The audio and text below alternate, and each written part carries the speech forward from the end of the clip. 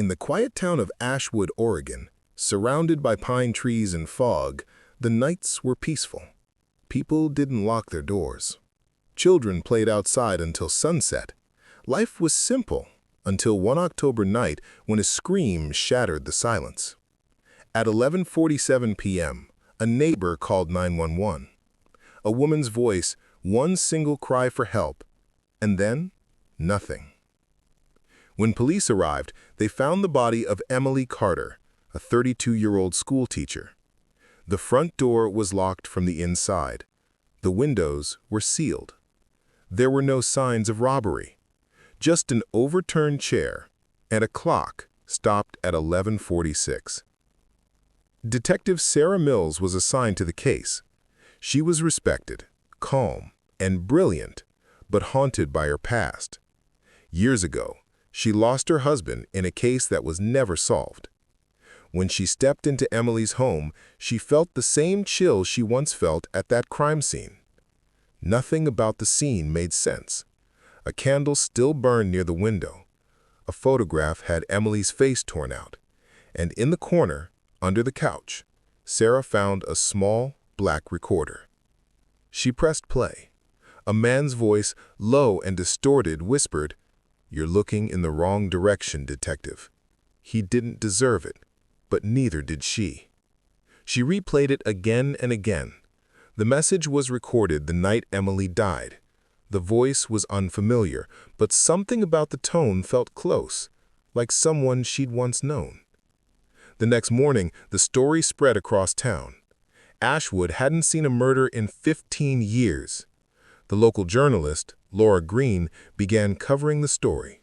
Her podcast, Hidden Truths, quickly became the talk of the state. To Laura, this wasn't random. Emily Carter had been investigating something before she died. Emails recovered from her school computer revealed a hidden trail. She was digging into a police corruption case from 2019. The case involved missing girls, falsified reports, and destroyed evidence. And the man at the center of it all was Chief Daniels, Sarah's boss. When Sarah questioned him, he dismissed her with a smile. "Be careful, detective," he said. "You're not paid to dig graves." Sarah left his office uneasy. Something about his tone didn't sound like a threat. It sounded like a warning. Meanwhile, Laura discovered that Emily had been receiving messages from someone named Echo. The last message said, "I have proof. Meet me tonight. No one can know."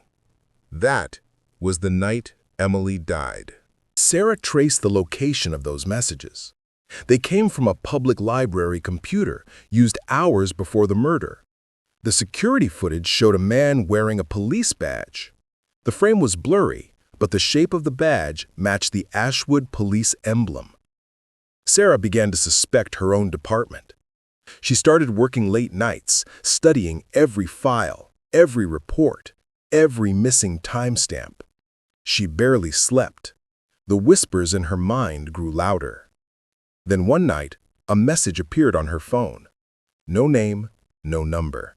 Just a short video clip. It showed someone entering the police records room at midnight, stealing Emily's files. The person's face was hidden beneath a hood, but the jacket was identical to Sarah's. Her heart froze. She owned that jacket. She spent hours questioning her memory. Had she gone there? Had she been at Emily's house that night? Why couldn't she remember? She told herself she was being framed, but deep inside, a fear was growing. Her nightmares returned. In them, she heard the same scream. She saw the same clock, and she always woke up at 11:46. Laura decided to publish everything she had. She recorded a podcast episode titled Ashwood's Secret, The Detective and the Dead Teacher. It went viral overnight. And then she vanished. Her car was found near the lake the next morning. The doors were open, the engine still running. Inside was her recorder. The last sound on it was the same voice from Emily's house, whispering, "She found too much." Sarah's world collapsed. Two women connected to the same case were dead. and the only link between them was her. She left the department and moved to a cabin outside town, but she couldn't escape the whispers. Late at night, she would hear footsteps outside. Sometimes her phone would light up with an unknown number. Every time she answered, there was silence. One evening, she received a final message. It was a recording. The same voice said, "You were right, Sarah. It was never about Emily. It was about you." Shaking, she drove back to Ashwood. She entered Emily's burned house, now abandoned. The air was cold and heavy. She placed her recorder on the table and pressed play. Through the static, her own voice whispered back, "He didn't deserve it, but neither did she." And suddenly, she remembered everything. Years ago, her husband had been involved in the corruption case Emily was uncovering. Emily found evidence linking Sarah's husband to those missing girls. Sarah discovered it first, and to protect him, she buried the case. Emily threatened to expose the truth. She went to her that night to stop her, but it went too far. She had tried to hide the memory, erase it from her mind, convince herself she was innocent. But now, the truth had returned. The next morning, the police found the Carter house empty. On the table lay Sarah's badge and her recorder. The final entry in her notebook said only, "The truth doesn't set us free. It haunts us until we confess." Today, the Carter house still stands, silent and untouched. Locals say on rainy nights, a woman's voice echoes from inside, whispering through the trees, soft, steady, broken.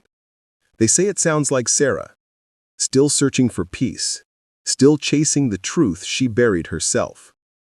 And if you ever pass through Ashwood on a stormy night, you might hear it too, a whisper carried through the trees, reminding you that some truths never die.